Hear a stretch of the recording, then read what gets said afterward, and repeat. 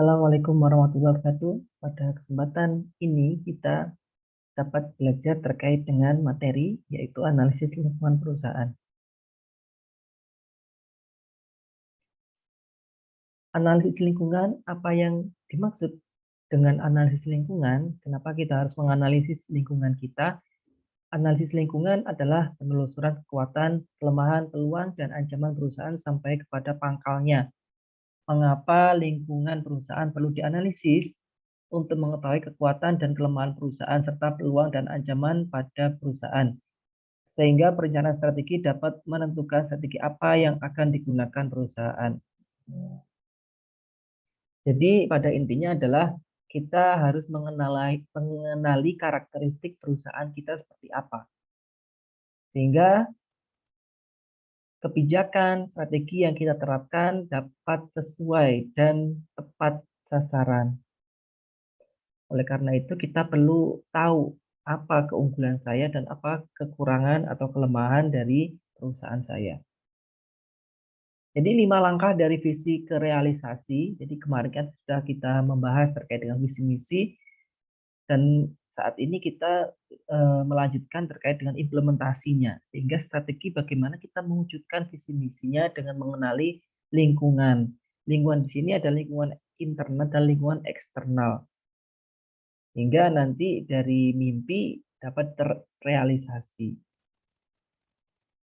Nah, kita dapat lihat di sini ada bagan eksternal dan internal, yang mana dalam merumuskan strategi dari perencanaan, pengimplementasian, sampai pengevaluasian. Nantinya ada feedback, apakah strategi yang kita gunakan sudah tepat atau perlu diperbaiki lagi. Kita dapat lihat juga bahwasanya dalam lingkungan industri, lingkungan ini ada berbagai faktor, ada lingkungan umum, internal, eksternal, dan juga internasional, yang mana ada banyak faktor juga yang mempengaruhi, ada yang bersinggungan juga antar lingkungan. Maksudnya kedua lingkungan saling berhubungan atau terkait. Oleh karena itu kita akan memetakan mana yang termasuk internal, mana yang termasuk eksternal, mana yang termasuk kekuatan, dan mana yang termasuk kelemahan atau ancaman. Kita masuk pada lingkungan eksternal, apa yang mungkin dipilih untuk dikerjakan oleh perusahaan, dan lingkungan internal, apa yang bisa dilakukan perusahaan. Jadi kalau eksternal kita lebih kepada peluangnya, mengambil peluang, membaca peluang, sedangkan di internal, kekuatan apa yang bisa perusahaan lakukan, sehingga harapannya bisa sustainable competitive advantage. Jadi berkelanjutan, jadi kita tidak bersaing di awal saja, tapi seterusnya kita tetap harus bersaing, sehingga bisa survive menghadapi pesaing, baik pesaing lama maupun pesaing yang baru. Analisis lingkungan eksternal, proses analisis lingkungan eksternal harus dilakukan dengan dasar yang berkelanjutan. Proses ini meliputi 4 kegiatan. Yang pertama, scanning, monitoring, forecasting, dan assessing. Hampir sama dengan prinsip manajemen ya, tapi kita lebih modifikasi. Scanning yaitu mengidentifikasi tanda awal perubahan lingkungan dan tren. Nah, kalau kita berbicara bisnis, bahkan tidak bisnis saja, semua lembaga itu pasti ada perubahan di lingkungannya. Karena kondisi saat ini, kondisi sebelumnya itu sudah berbeda, apalagi kondisi periode kedepannya. Monitoring menemukan arti melalui observasi secara terus-menerus terhadap perubahan lingkungan dan tren. Jadi jangan sampai kita pasif saklek dengan strategi yang kita gunakan, strateginya sama, periode waktunya yang berbeda-beda, itu belum tentu fleksibel seperti itu. Sehingga strategi yang digunakan harus menyesuaikan dengan kondisi saat itu juga. Kita harus bisa merespon. Biasanya pada umumnya dalam sebuah lembaga atau sebuah perusahaan itu ada divisi R&D, yaitu yang melakukan observasi atau penelitian pengembangan. Forecasting yaitu membuat proyeksi perkiraan hasil berdasarkan perubahan dan tren yang dimonitor. Jadi dari merespon dari observasi tadi, melakukan sebuah proyeksi perkiraan ataupun analisis sebuah kebijakan. Yang terakhir adalah assessing, yaitu menentukan waktu dan arti penting perubahan lingkungan, tren terhadap strategi dan manajemen perusahaan. Jadi penilaian apakah sesuatu strategi yang saya susun harus diaplikasikan kapan dan sesuai kondisi seperti apa, hingga tepat sasaran dan tepat waktunya. Dalam analisis lingkungan bisnis ini, deskripsi dan prediksinya ada banyak lingkungan, politik, ekonomi, hukum, sosial, teknologi global, yang pada umumnya mengacu pada peluang dan ancaman. Nah, kita pasti akan melihat peluang dan ancaman. Kenapa saya bekerja di sini, peluang dan ancaman seperti apa. Dan antisipasinya bagaimana, prospek perusahaannya seperti apa nanti ke depannya. Jadi kita bisa melihat kira-kira saya peluangnya seperti apa di perusahaan ini. Apakah saya bisa berkembang atau saya terancam, digantikan. Sama perusahaan seperti itu juga dalam bisnis. Apakah nanti prospek perusahaannya dapat berkembang atau perusahaannya kalah bersaing ataupun bahkan tidak bisa bersaing lagi. Dalam analisis lingkungan eksternal, ada lingkungan terpencil atau remote environment, lingkungan industri atau kekuatan kompetitif, dan lingkungan operasi. Yang tahu kita lihat dalam gambar ini adalah bagaimana perusahaan ada pesaing, kreditur, tenaga kerja, pemasok, pelanggan, dan lingkungan lainnya, yaitu supply chain-nya, rantai pasokan itu harus kita petakan juga apakah pemasok saya ini menjadi ancaman atau menjadi peluang. Maka kreditur yang meminjamkan dananya itu termasuk peluang atau ancaman, atau pelanggan juga. Apakah pelanggan saya termasuk peluang atau ancaman bagi perusahaan. Itu kita harus menganalisis semua komponen yang berhubungan dengan perusahaan. Nah, kalau dalam pengaruh remote ini, kondisi perekonomian seperti apa, faktor sosial yang berpengaruh, faktor politik, peran supplier, customer, faktor teknologi, dan ekologi terkait dengan lingkungan juga. Sehingga pengaruh ini merupakan hambatan yang di luar kendali perusahaan. Jadi tidak bisa langsung perusahaan mengendalikan, tapi perusahaan bisa merespon terhadap perubahan pada pengaruh remote ini. Dalam analisis struktur kekuatan persaingan, itu ada 5 force model dari Porter, yaitu persaingan antar pesaing dalam industri yang sama. Jadi kita sudah mengetahui siapa pesaing saya. Yang kedua ada ancaman untuk memasuki pasar bagi pendatang baru. Ini yang agak susah diprediksi, bahwasanya apakah akan ada pesaing baru yang masuk pada sektor yang sama dalam bisnis ini. Ancaman barang substitusi. Nah, apakah barang yang saya jual, yang perusahaan jual itu akan digantikan oleh barang lain? Daya tawar pembeli dan daya tawar penjualnya juga akan berpengaruh terkait dengan kekuatan dan kelemahan dari perusahaan. Nah, kalau kita lihat di sini kita mencontohkan ada diet cola. Maka di sini kita petakan persaingan generik minuman, anggaran makanan dan hiburan, persaingan bentuk produk diet cola itu yang sama, yang berbeda, diferensiasi itu juga harus kita pertimbangkan. Kekuatan-kekuatan yang mempengaruhi persaingan industri, yaitu ketika ada pendatang baru, maka ancaman masuk pendatang baru, ada pemasok, kekuatan tawar-menawar pemasok terhadap perusahaan. Jadi pemasok itu kalau misalkan kekuatannya terlalu kuat, maka yang menentukan harga bisa saja dari pemasoknya, tidak ada daya tawar-menawar.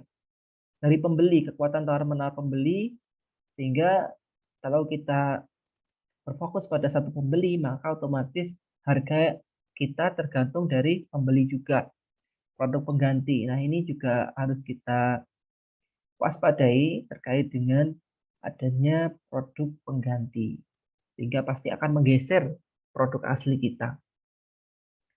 Nah, kekuatan masing-masing pemasok atau pembeli bergantung pada sejumlah karakteristik situasi pasarnya. dan pada tingkat kepentingan relatif penjualan atau pembelian dalam industri tersebut dibandingkan dengan keseluruhan bisnisnya. Jadi kekuatan baik dalam pemasok dan pembeli itu juga dipengaruhi oleh kondisi. Kondisinya seperti apa? Contohnya kuat jika kondisinya kelompok didominasi sedikit perusahaan dan lebih terkonsentrasi. Jadi pemasok. Nah, kedua bersifat unik sehingga tidak bisa digantikan. Pemasok tidak bersaing dengan produk-produk lain. Jadi tunggal produknya. Jadi mau nggak mau belinya di situ. Pemasok memiliki kemampuan melakukan integrasi maju ke industri pembelinya. Jadi terintegrasi atau terhubung antara pemasok dengan produknya. Industri bukan merupakan pelanggan penting bagi pemasok. Jadi industri bukan merupakan pelanggan penting. Jadi pemasok tidak bergantung pada perusahaan sehingga sangat kuat power dari pemasoknya. Dan juga jika kita dari segi pembeli kuat jika dalam kondisi pembeli terkonsentrasi. Jadi dalam jumlah yang besar otomatis penjual akan bergantung pada pembeli seperti itu. Yang kedua, produk yang dibeli dari industri bersifat standar atau tidak terdiferensiasi. Jadi produk yang dibeli itu banyak dimanapun kita bisa dapat beli. Maka tidak pembeli itu kuat. Ya sudah kalau saya beli di tempat lain seperti itu. Produk yang dibeli dari industri merupakan komponen penting dari produk pembeli dan merupakan komponen biaya yang cukup besar. Jadi produk yang dibeli dari industri merupakan komponen yang penting dari produk pembelinya. Pembeli menerima laba yang rendah. Produk industri tidak penting bagi kualitas produk atau jasa pembeli. Produk industri tidak menghasilkan penghematan bagi pembeli. Jadi dampak dari produk itu terhadap pembeli itu rendah sehingga pembeli itu kuat atas barang itu, mau beli atau mau tidak itu tidak terlalu berimbas pada pembelinya. Kita masuk pada substitusi. Jadi produk ini akan mempengaruhi produk aslinya dengan menetapkan batas harga tertinggi produk atau jasa. Substitusi membatasi potensi suatu industri.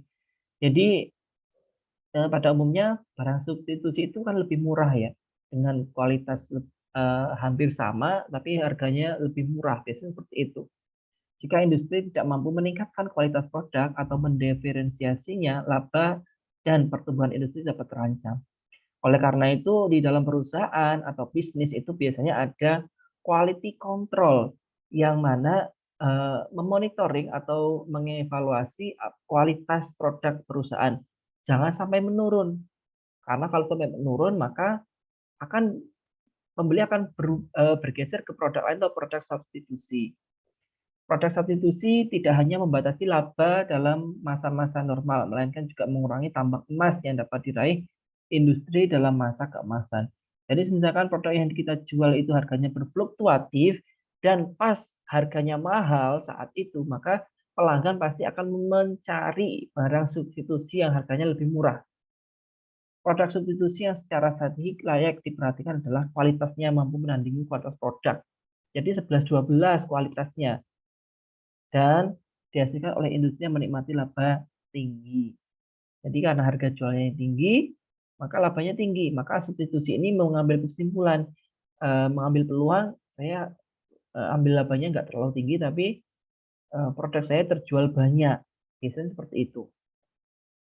Persaingan di antara para anggota industri, kalau ini sama, bisnisnya sama, sehingga kita bisa langsung memetakan lah. Ibaratnya, oh ini sama-sama jualan produk ini, maka Anda saingan saya. Perusahaan di kalangan anggota industri terjadi karena mereka berebut posisi dengan menggunakan taktik seperti persaingan harga, introduksi produksi, perang iklan, dan sebagainya. Karena barang yang diproduksi sama, otomatis mereka harus menggunakan strategi untuk bagaimana produk saya terjual. Meskipun ada pesaingnya. Analisis industri dan analisis persaingan. Jadi apa batas-batas industri, bagaimana struktur industri tersebut, siapa kompetitor, apa faktor utama penentu persaingannya. Kalau dilihat dari industri, berarti ya merupakan kumpulan perusahaan yang menawarkan produk atau jasa yang serupa. Nah, ini misalkan industri garment, berarti ya semua pelaku usaha yang bergerak di bidang garment. Batas industri adalah dapat membantu eksekutif menentukan arena bersaing perusahaan, dapat memusatkan perhatian atas persaing-persaing perusahaan, dapat membantu menentukan faktor-faktor kunci keberhasilan. Jadi kalau misalkan kita sudah jualan, otomatis produk kita itu terjualnya kemana? Apakah di satu kota atau di luar kota? Kalau misalkan di satu kota, berarti saingan kita juga satu kota. Kalau sudah masuk ke luar kota, berarti pesaing kita juga ada dari luar kota tersebut. Sehingga saing saing kita itu harus kita petakan, oh ini pesaing saya.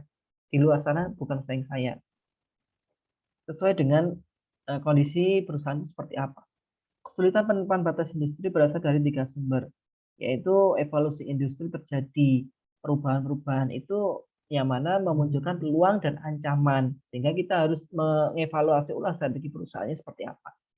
Evolusi industri menciptakan industri dalam industri. Jadi karena industrinya berubah, bergeser, otomatis mungkin ada diferensiasi dari kelompok yang ada, sehingga mengerucut menjadi kecil lagi.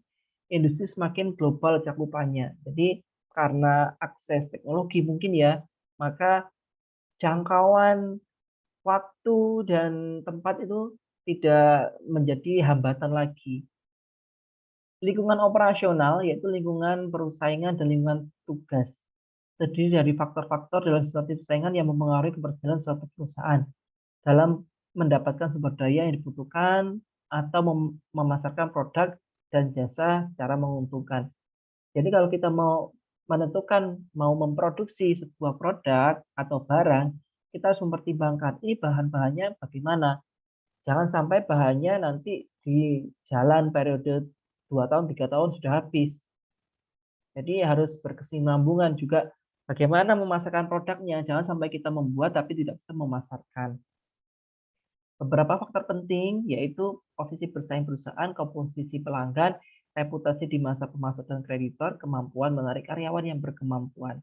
Jadi perusahaan itu bagaimana sih penawarannya dapat menarik karyawan, karena kalau misalkan perusahaannya bagus, maka orang-orang akan melamar ke sana.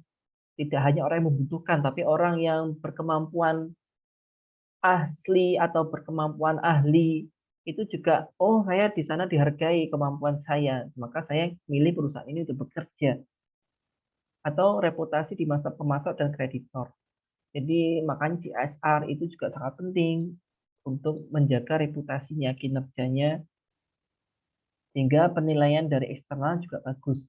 Lingkungan operasional biasanya jauh lebih dapat dipengaruhi atau dikendalikan ketimbang lingkungan jauh atau remote. Jadi ini lebih mudah dikendalikan karena berhubungan langsung dengan kebijakan perusahaan. Kesalahan-kesalahan yang lazim terjadi dalam mengidentifikasi pesaing. Yang pertama, terkait dengan terlalu memperhatikan pesaing yang ada tanpa memperhatikan pendatang baru. Ini sering kita lakukan, yaitu fokusnya di pesaing A. Ternyata ada pesaing baru tidak kita perhatikan. Dan kita itu ancaman bisa menjadi besar. Terlalu memperhatikan pesaing besar dan mengabaikan pesaing kecil.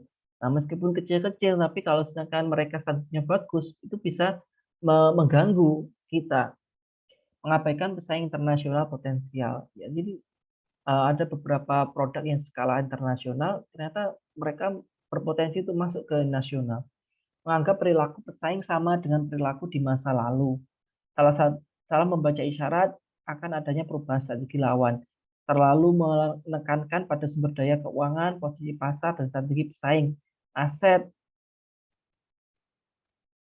Menganggap bahwa semua perusahaan dalam industri menghadapi kendala atau memiliki peluang yang sama. Percaya bahwa tujuan strategi adalah mengalahkan pesaing, bukan memenuhi kebutuhan dan harapan pelanggan. Jadi kondisi-kondisi seperti ini kita harus cermati karena mengalahkan pesaing belum tentu kita mendapatkan pelanggan. Ya karena pesaingnya kalah tapi cuman produk kita yang kita tawarkan tidak memberikan kepuasan bagi konsumen, otomatis ya konsumennya pasti akan mencari yang lain juga. Yang kedua ada lingkungan internal, yaitu pertanyaan kunci bagi manajer dalam analisis internal. Bagaimana kita mengumpulkan ikatan atau bundel sumber daya, kapasitas, kapabilitas, dan kompetensi untuk menciptakan nilai untuk pelanggannya. Jadi apa yang dimiliki oleh perusahaan sehingga menjadi peluang, kekuatan yang menjadi peluang. Akankah perubahan lingkungan menyebabkan kompetensi inti kita menjadi usang? Apakah tersedia pengganti untuk kompetensi inti kita? Apakah kompetensi inti kita mudah ditiru? Jadi kalau kita membuat produk, apakah produk itu akan bergeser jika kondisinya berbeda atau berubah, mengalami pengembangan? Apakah mudah ditiru sehingga muncul produk-produk substitusi tadi? Sumber daya yaitu 3 sumber daya yang dimiliki: aset yang tidak terlihat, aset yang terlihat, dan kapabilitas organisasi. Itu aset yang terlihat dan tidak terlihat. Yang terlihat ini contohnya ya gedung, rumah, kendaraan, peralatan. Kalau yang tidak terlihat ya berarti ya merek, merek dagang, logo, dan lain sebagainya. Kapabilitas organisasi yaitu kemampuan SDM-nya juga. Karakteristik sumber daya yang berharga menambah nilai langka, suka ditiru, dan kemampuan memanfaatkan. Nah, ini karakteristik yang harus dimiliki sehingga berkelanjutan. Kalau mudah ditiru berarti ya nanti banyak pesaing yang muncul yang baru, sehingga kita akan tenggelam. Sumber daya meliputi seluruh aset-aset keuangan fisik, manusia, budaya, perusahaan, semuanya yang dimiliki oleh perusahaan. Perusahaan pada intinya adalah kesimpulan kapabilitas atau kemampuan. Aktivitas suatu perusahaan tergantung dari kesesuaian antara kapabilitas dengan pasar yang dilayani oleh perusahaan. Jadi bagaimana sumber daya yang kita miliki kita kelola sehingga mampu menjawab kebutuhan dari pasar. Pertumbuhan suatu perusahaan dibatasi oleh kapabilitas yang dimilikinya. Jadi kemampuan itu juga berpengaruh. Banyak SDM sumber dayanya tapi tidak kapabilitas atau tidak cukup mumpuni untuk mengelola, maka ya tidak akan bisa maksimal. Kompetensi ini kapabilitas menunjukkan kemampuan perusahaan untuk mengintegrasikan sumber daya yang dimiliki untuk mencapai tujuan yang diinginkan. Kapabilitas dapat dikombinasikan untuk menciptakan kompetensi inti. Kompetensi inti adalah apa yang dilakukan perusahaan yang bernilai secara strategik, yaitu memunculkan nilai itulah yang mana akan menjadi sebuah ciri khas yang pembeda antara produk A dengan produk B, meskipun sama produknya. Bagaimana kita menemukan kompetensi inti? Maka sumber daya tampak dan tambahi tadi kapabilitas, kompetensi intinya dari pengelolaannya, maka menemukan kompetensi inti. Bagaimana menyusun strategi? Maka kita bisa menggunakan aplikasi IVA dan EVA terkait dengan lingkungan yang kita analisis. Konsep penentuan strategi ini ada 3 tahapan. Yang pertama tahap input stage, ada kita mengevaluasi lingkungan, external faktor dan internal faktor, dan competitive profile. Yang kedua adalah matching stage, yang ketiga ada decision stage. Jadi kita masuk ke analisis lingkungannya, baik internal maupun eksternal. Bisa menggunakan EV metrik dan EV metrik.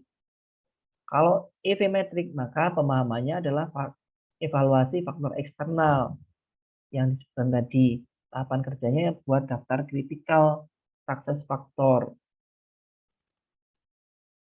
Tentukan bobotnya, menentukan ratingnya, kalikan bobot dengan rating. Baru masukkan ke tabel nanti. Yang EV juga sama seperti itu dengan EV, tapi yang EV fokusnya ke eksternal, kalau EV berarti ya internalnya seperti SDM, manajemen, keuangan, pemasaran, dan sebagainya.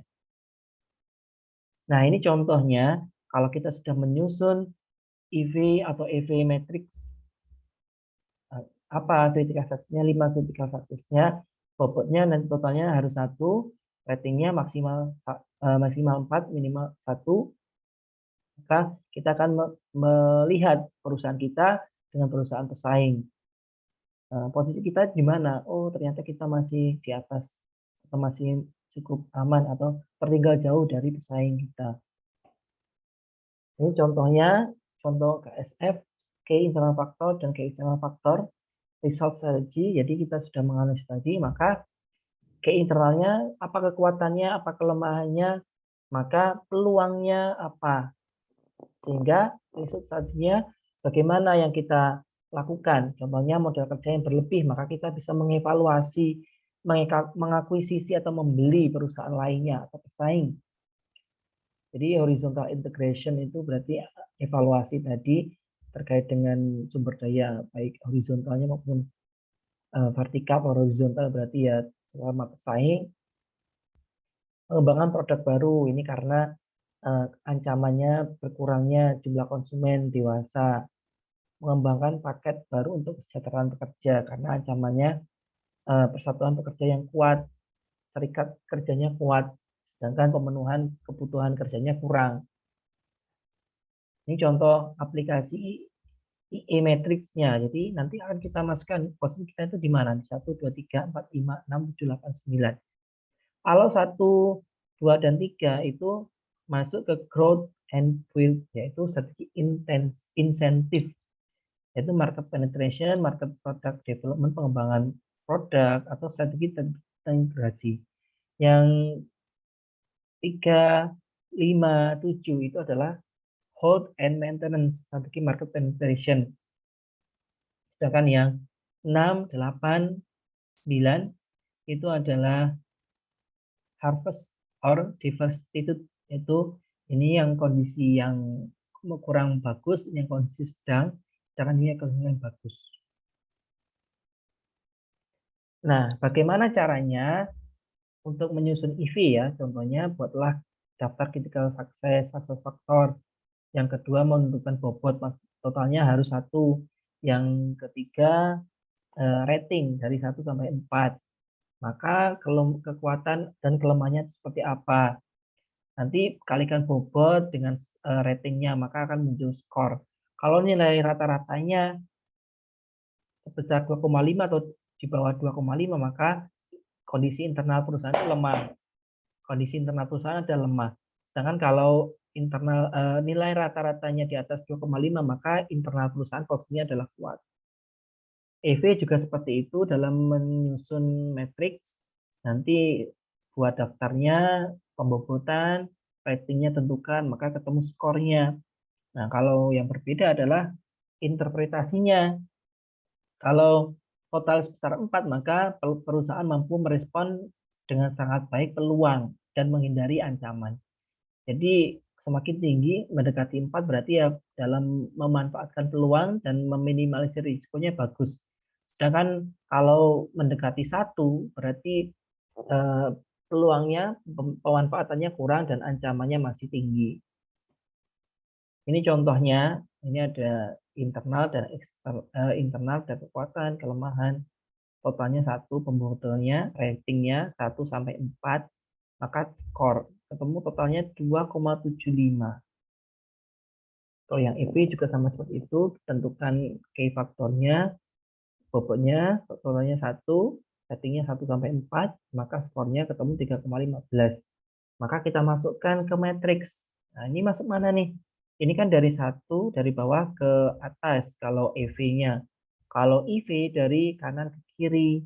Nah, ini kan 2,7 nilai EV-nya 2,75. Berarti kan di sini ke atas. Set, ini. Terus yang ini ya 2,75 di sini berarti yang EV-nya juga 3,15, jadi kan mendekati ini. Berarti ya di sini. Di sini. 4 kan tadi EV-nya. Maka dia masuk ke growth and build yang kedua. Ini artinya apa? Strategi intensifnya adalah market penetration, market development, dan product development. Jadi kita bisa mengambil kebijakan atau strategi terkait dengan tiga ini. Strategi terintegrasinya, backward integration, forward integration, dan horizontal integration. Jadi kita memanfaatkan lagi, mengintegrasikan horizontal seperti antar pesaing kita, atau forward integration-nya. Jadi mengintegrasikan internal dan eksternal yang ada tadi. Kalau kondisinya hold and maintenance, yaitu market penetration, product development untuk strateginya. Kalau harvest atau divestitur, maka dilikuidasi atau dikurangi jumlah produksinya. Jadi seperti itu, simple. Jadi poin pentingnya adalah kita harus bisa mengevaluasi internal dan eksternal untuk memunculkan kelebihan, kelemahan, peluang, dan ancaman. Nah, carilah informasi di internet tentang kondisi lingkungan eksternal perusahaan, kemudian susunlah tabel internal faktor dengan eksternal faktor di bawah ini. Ini bisa menjadi latihan teman-teman untuk menyusun sebuah strategi. Baik, terima kasih atas kesempatan ini. Jika ada pertanyaan bisa disampaikan. Assalamualaikum warahmatullahi wabarakatuh.